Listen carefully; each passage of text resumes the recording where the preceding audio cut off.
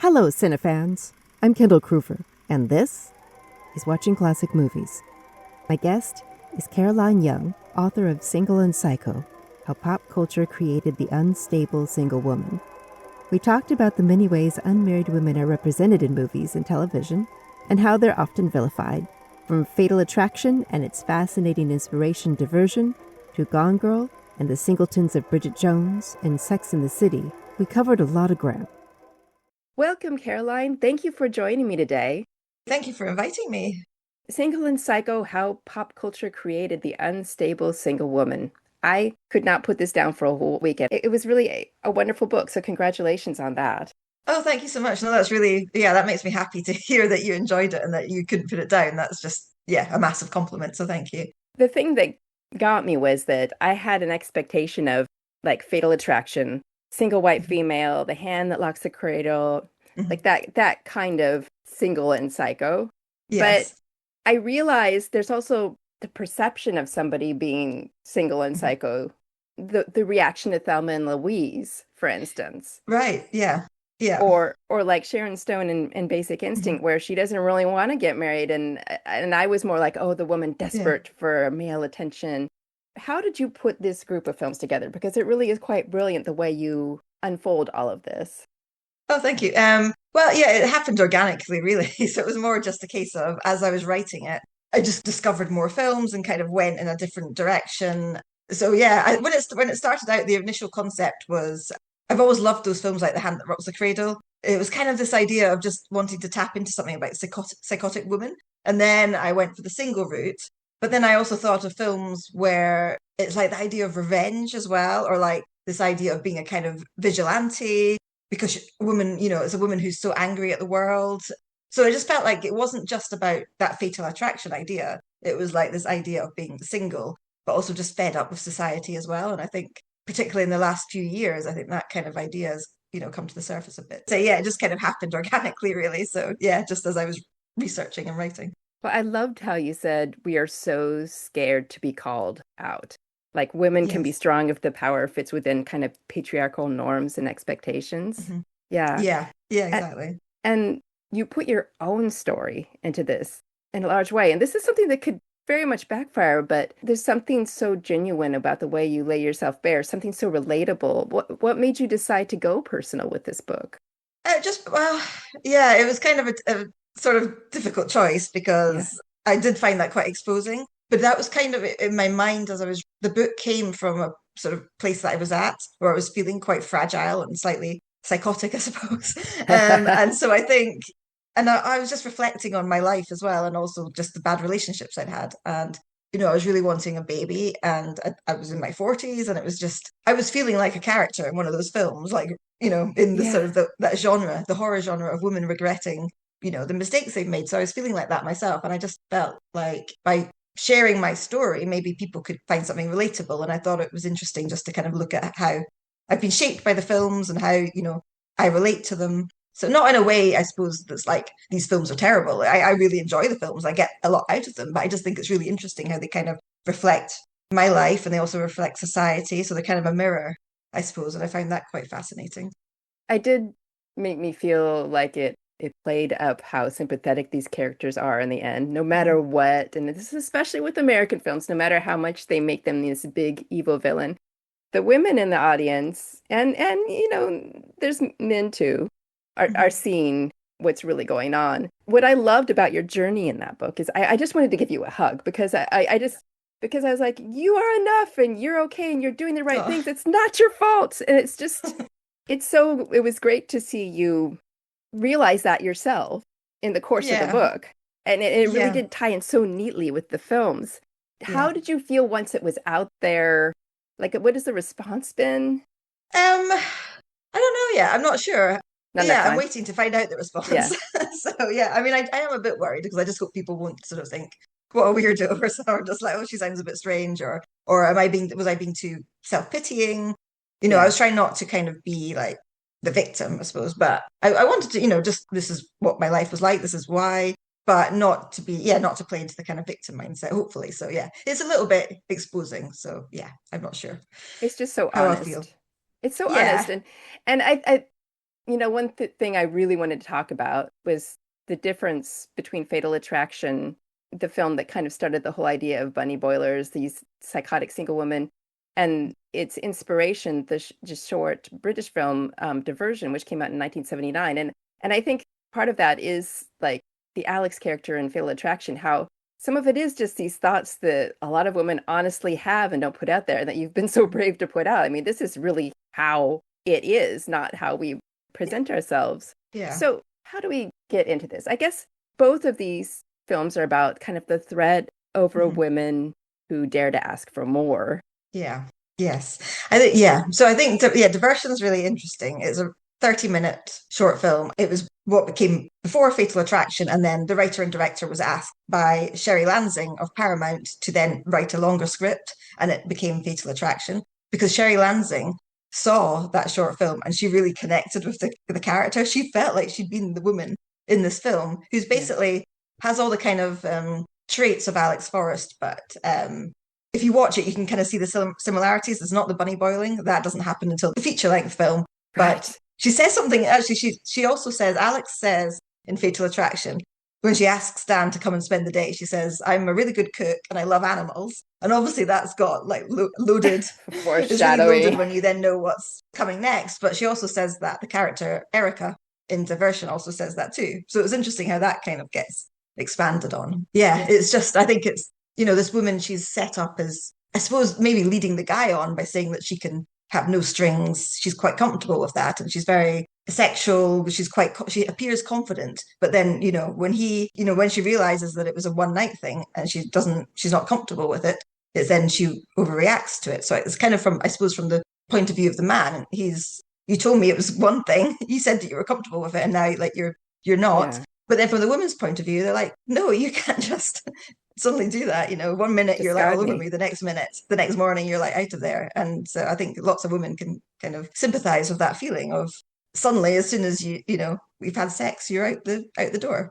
Yeah, I think it I kind of it's so relatable to women in that with that experience. Now, do you think I think he comes off it's more even in Diversion. It's Hmm. like maybe she does push really hard, but it is like, well, what do you expect, guy? Like Yeah. like you see he doesn't have a lot of humanity in him for discarding her. I love this Yeah. conversation. I wrote it down. How Okay. okay. They're having a conversation and he says, "You'd Hmm. make someone a great wife." And she says, "Don't say that." And he says, "You like pleasing men." And then she says, "Only when I feel like it." Which is Uh-huh. what he does to her. Yeah. Yes. Yeah. Yeah. And also, you can't really understand what she sees in him, particularly. He's not like the Yeah. most charismatic of men either. But yeah, I know it's that double standard that I think just is so infuriating. And I think that's the kind of where the sympathy lies. It's, yeah. And you're right. And She is very sexy and way more charismatic. Like she's exciting. Maybe she's looking for a certain stability herself. I don't know. It was an interesting film yeah, though. But it then, is. Yeah. I mean, she does kind of really go down, yeah. sort of deteriorate quickly, doesn't she? Like in her reactions. I Right. mean, Oh so my yeah. gosh. But But I then loved the here, bit. oh, So I was just go gonna say, I ahead. loved the bit at the end, when she's on the phone to him, and half her face is in shadow, so it's that kind of, I suppose, two sides of her personality. It's just like such a great shot because it's really quite menacing It's and like shows that film darkness that's coming noir. out of her. Yes, it is. Yeah, it's got those lovely little touches. It really is that genre practically to me. Yeah. And then you move to America and Hollywood and Fatal Hmm. Attraction. So what changed so dramatically here from basically a two-hander where they both kind of have their problems, Hmm. just this lady being the villain? Like what changed? I think it changed, I suppose, kind of to do with what the audience wanted. So I think this was just a little short film. James Dearden hadn't had any experience making feature films, and I think going to a Hollywood studio is an entirely different kettle of fish. He kept on having to change the script to make the wife more pure, Alex darker, Alex more evil, and then the ending, when they tested the ending, the audience wanted Alex to be punished. And so, yeah, they changed it to that really kind of dramatic ending, which Glenn Close was not happy about. She was really like resistant to it, but she agreed to do it just for the good of the film, really. But yeah, so it really changed to make her a lot more psychotic, kind of like this sort of maniac from a horror movie. So, Yeah. I always wondered how game she really was. Like, you talk about how she parodied the film. on Saturday Hmm. Night Live in this Yeah. there's a relationship just, therapy group and she leans into that. I always wondered if she really talked herself into believing it or if she figured she had to play along. I think she really saw Alex in a quite. She wanted to get a great understanding of Alex, and I think she felt this that she was damaged from something that happened in her past. So I think she really had this affection for Alex because she saw that it's not just this kind of two-dimensional character, this villain. Yeah. She had like real hurt inside her, and whatever Dan did to her triggered something in her that just kind of made her lose the plot, basically. And it's because, well, partly, which I think is brushed over it, is because she was pregnant. So she was pregnant by him. And some people don't believe that because it's a common trope that a woman pretends to be pregnant Right. to keep the guy, and it's like, oh, this seems to be coming back as well, this kind of disbelief. Are you sure it's mine? How do you know it's mine? This kind of doubt that a woman, is actually pregnant, or is she pregnant with your baby? So yeah, people don't always believe that Alex was pregnant, but I think that's pretty much the case. So yeah, and that explains part of that deterioration as well. She mentions that she Yeah. had a really bad miscarriage, which I think is something that, would have been great to explore further. Yeah. So it's a lot of pain that she has, and I think all that pain just comes out. Well, I mean, a lot of that kind of pain hasn't been explored in films, but miscarriage in particular, Hmm. there's a good horror film in there where a woman deals with that, Yeah, yeah, because exactly. Yeah, and it is yeah, it, terrifying. it is, and that's sort of dealt with in The Hand That Rocks the Cradle as well, because Peyton loses her baby or it's stillborn. So yeah, that's kind of what triggers her Yeah. to seek revenge as well as that kind of loss. But the idea of it being hormones Mm, amping things up, yeah, yeah. I mean, I didn't think that when I saw it the first time, but after yeah, becoming a parent, I sure did. yeah, yeah, yeah. So I think whether that was the intention or not. Yeah. So, but I don't you know, could read it, right? yeah, but Yeah. it could be read that way. Maybe that's what Glenn Close was doing with her performance. Because I think another thing with these films, you were talking about how the characters are so kind of rich. Is that often these films are often written by men, directed by men, but Yeah. it's the actresses who really bring those characters out. So maybe they kind of have this idea of the backstory, and they're maybe putting in a little bit more than what was Right. the intention as well. And as much as certain things haven't changed, one thing that's really different is we talk about mental health freely. People will talk about their therapists and it's open.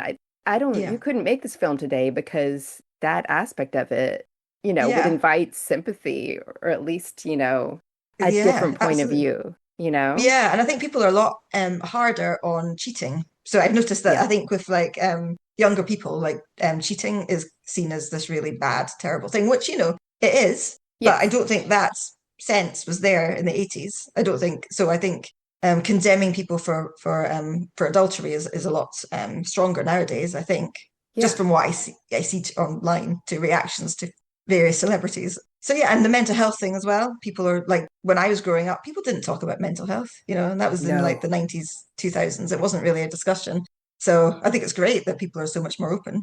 Oh, definitely. And Yeah. I think you're right about the cheating thing because it used to be like it was about the sex to people and they thought no big Yeah. deal. But this Hmm. generation understands that it's about the dishonesty. It's Yeah. the Yeah. lying.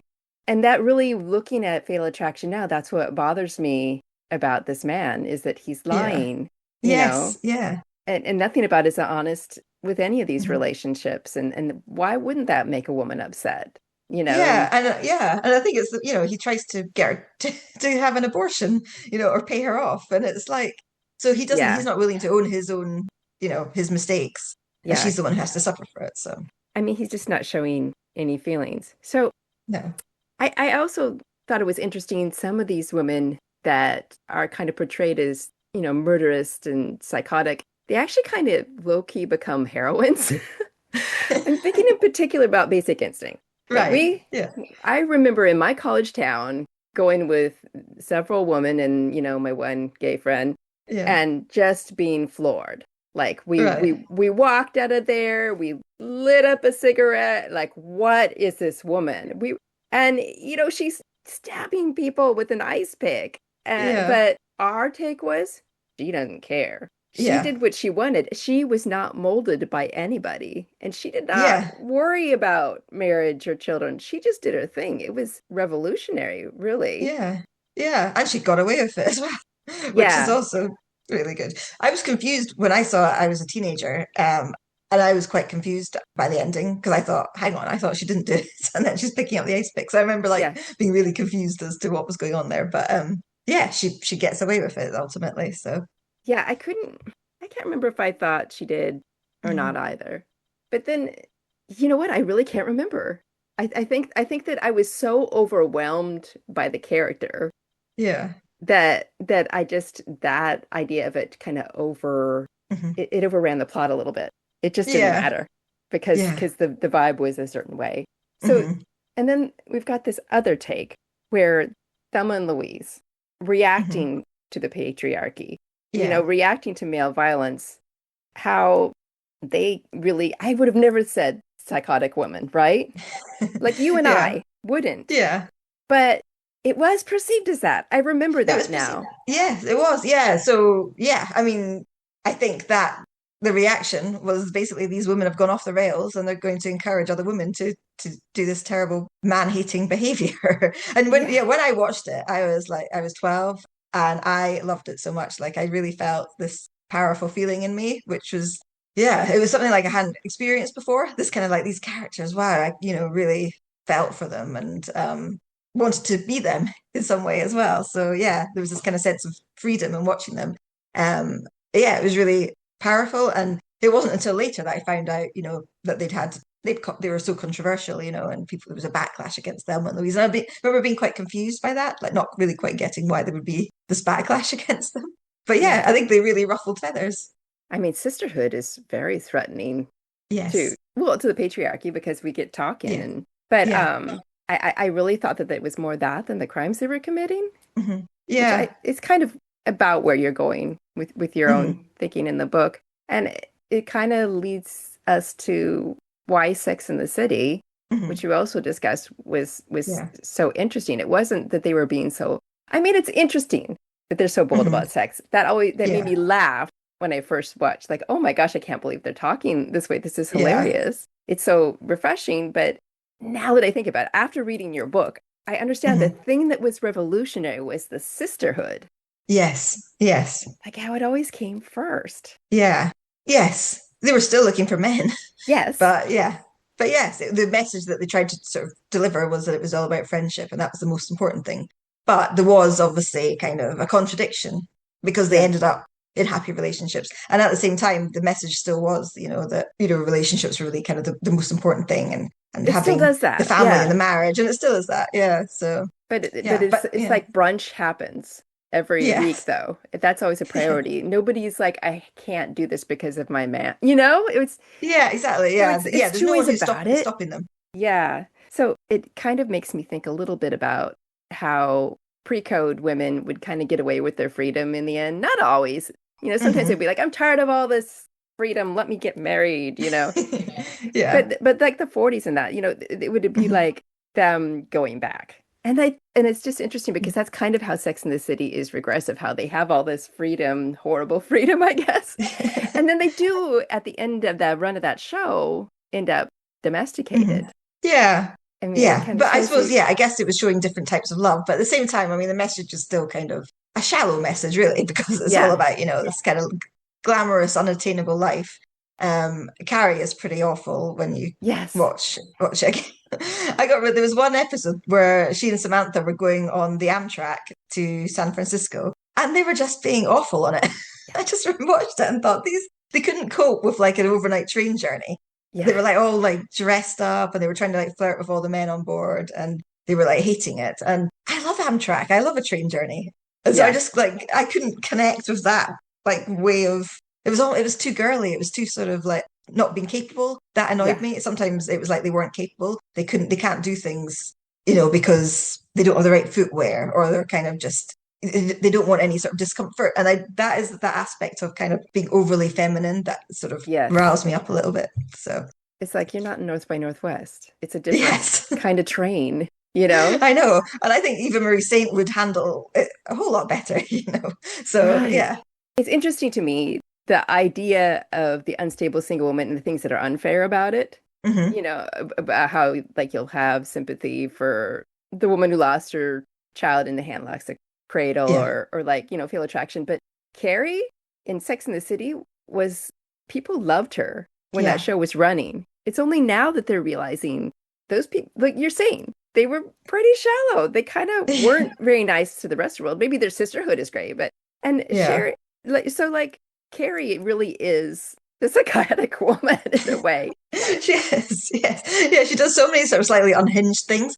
Yeah. So I think that we have this perception of what Carrie was, but when you go back and you watch it, it's a bit closer. You can kind of see, the flaws. And she actually does quite a lot of things that I would probably have done, like she goes and, hangs out with very unsuitable men and gets stoned with them on rooftops and things like that. And so, I think she does have that relatable thing as well, actually. And she's quite messy. And I love the bit where she was supposed to have a magazine shoot the next day, and she obviously goes out clubbing and, has no sleep, arrives at the shoot hungover. I'm like, that is something that I would absolutely do. So I could relate to that. So yeah, that was one of my favorite bits, actually.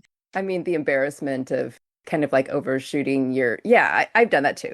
The night out ruining the next day and just you've made your bed and that's that. It's so I did not mean to talk about Sex and the City so much, but it is so interesting to me how it really is so relatable. Like the conversations they have, that messiness you're talking about, being bad with money. Like, when you're first getting paychecks, most of us went shopping. Yeah, definitely. Yeah, I'd go shopping before. You'd kind of get a little bit in debt, and then say, "Oh, the money's coming in, so that's fine." So a credit card is just, hey, I'm just gonna get stuff. So that part does make sense, and that's, I think, what makes the sort of more over the top, downright cruelty of her, like harassing her. She has an affair with a married man and then harasses the wife. Like, that gets more into like, okay, this is really Fatal Attraction in a way, what she's doing. It's more was definitely realistic. those moments. Yeah. But for some reason, so she was, relatable in that point, even though you watch it back and go, oh, yeah, she was actually kind of like unhinged there. And why does she like him so much? Who knows? But you could do a full book about Sex and the City and all of these ideas. It really is. It's funny how it seemed light and fluffy, and the more you think about it, the deeper it goes as far as what it's saying. Yeah, but it really was. We've talked about it quite a bit, but I suppose it was really kind of the linchpin of culture, I guess, and especially when we're thinking of single women, along with Bridget Jones, it really just sort of defined the ideas of single women about how they were supposed to be living, and that was reflected in the movies at the time as well. Right, and Bridget Jones actually is another interesting one that you added that made so much sense to me once I thought about it. Yeah, I mean, just how she really does care about her career still. She does. Yeah, she gets kind of. She's another one that the kind of the new generation are unpicking and looking slightly unfavorably at, and this kind of idea of she wasn't really fat, so why are people pretending she was fat? Yeah. I think maybe they missed the point slightly. Is that it's more about her perception of herself, that she thinks she's fat rather than actually being fat, I guess.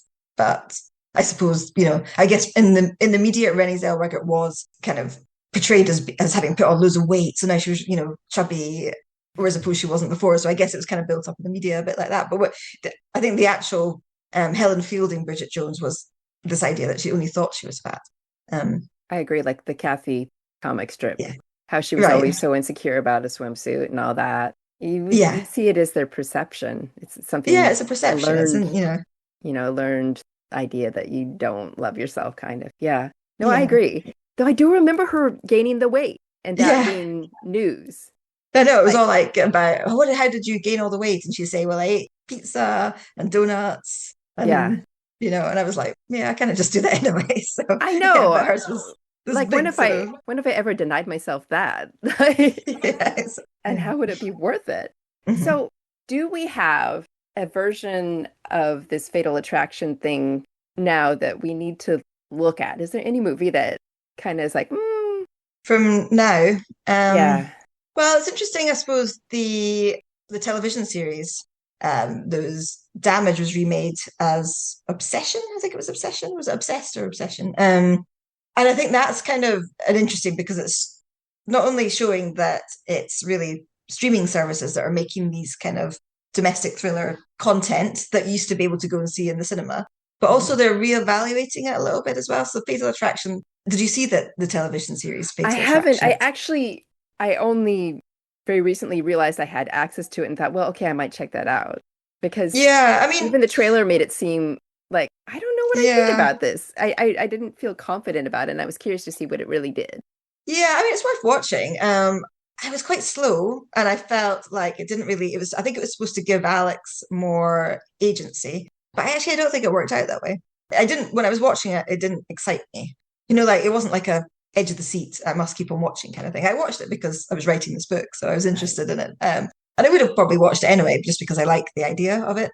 But yeah, I don't think it added anything really to it, even though it was trying to reclaim Alex little bit more to give more of an understanding.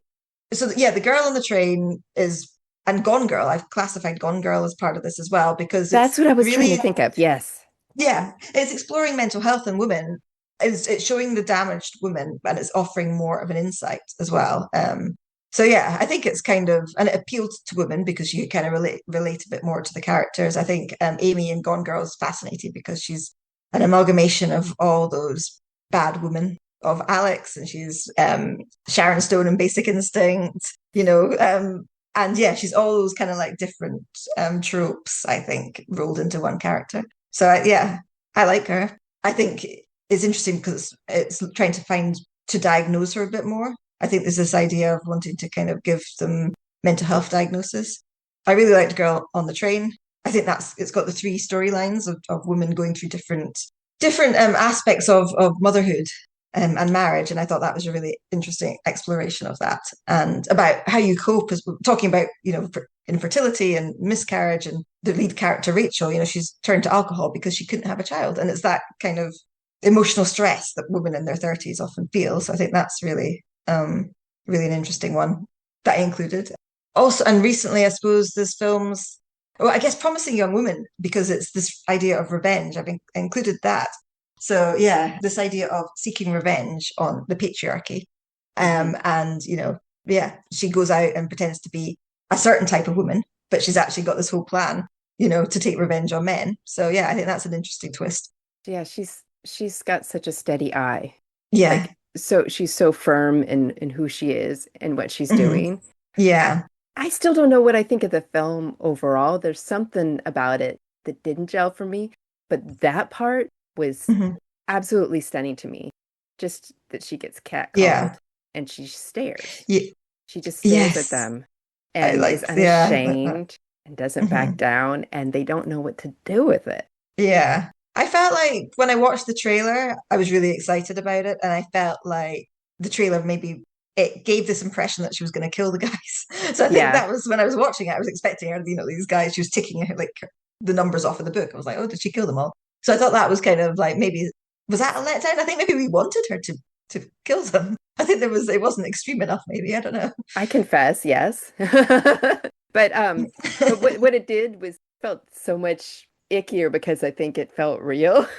Because some I could see somebody Yeah. doing that, going off and killing people. No, I would never do that. But yeah, yeah, it kind of made Yeah. it more real, and then, like it kind of exposed us maybe a little bit Yeah. for I wanting think it that.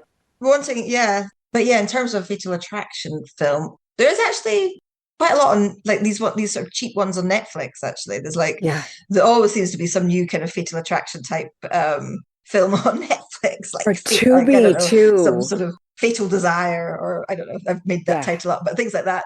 There was The Boy Next Door with Jennifer Lopez, which was maybe quite a few years ago now. I can't maybe like 2018, where it's a young guy who becomes obsessed with her. So that was an interesting twist on it. But yeah, it seems I think this Fatal Attraction idea is kind of carried more now into television series, into these kind of low budget Netflix movies, and also documentaries as well. I think there's a documentary that I've just seen on Netflix. I haven't watched it, but I just saw it flagged called like The Real Fatal Attraction or something like that. So I think yes, those real life stories of fatal attractions, I think the true crime idea, I right. think has become really popular. I think that's where we're kind of seeing it now. Yeah. So the idea of this really, I guess it's just going to be evergreen in some respects. It's Oh just, yeah, everyone loves a yeah, mental crazy woman. yeah, Baby Reindeer. yes, That's like the modern incarnation. right. Oh, you're so Yeah. right. Yeah. And it makes the man even more vulnerable Yes, too. exactly. Yeah. Yeah. Yeah. Mhm. Well, I think, yeah, it was a really sympathetic portrayal. of the woman as well, I think. I mean, she was completely, I was going to say crazy, but she wasn't, Right. she was definitely has issues. But I think, there was a degree of sympathy for her too. So it's like Mhm. this idea that it improves even if it doesn't totally go away. There's always going to be the to be movie of the week with it, but yeah, it Yeah, does feel like definitely. it's getting better in some respects, despite the things that may never change. I think interestingly with Baby Reindeer though, what was interesting was the reaction in real life to tracking down who the real Martha was. And this the woman who was like the basis of this character was on Piers Morgan and she was getting interrogated. And I thought what was really interesting was the bad person in that series was really the man who sexually assaulted the lead character. But no one, and this was a real person in real life, and no one sort of tried to track him down. More effort went into trying to track down the woman. And I think Yeah. that just really sums up like society, this idea of wanting to sort of burn the witch. And I thought that was just like the perfect example of that. It was much more entertaining, much more delicious to attack women, I suppose. Yeah, I agree. And I think it's just in some ways a lot less scary to think about a woman being that way than a man. When a man is that way, it really is quite Yeah, terrifying. that's And, true. you Yeah, know, yeah, just hmm the power that they have in the world and how, just yeah, despite physical differences and all that. yeah. Well, I've been so glad to talk about this book with you. I really, ever since I read it, I thought, I can't wait to go over every little detail. So I appreciate Oh, you thank you. taking the time and really just the detail you go into, the ground you cover. It really is, an amazing work. So congratulations again. You did a fantastic job. Oh, thank you. Thank you. That's really nice to hear. Thank you. And yeah, I've enjoyed this chat. For a list of the titles we discussed, and to learn more about Caroline and her book, Single and Psycho, How Pop Culture Created the Unstable Single Woman, go to watchingclassicmovies.com. If you're enjoying the show, please rate and review wherever you listen. Thank you for listening. I'm Kendall Cruver, watching classic movies. Until next time.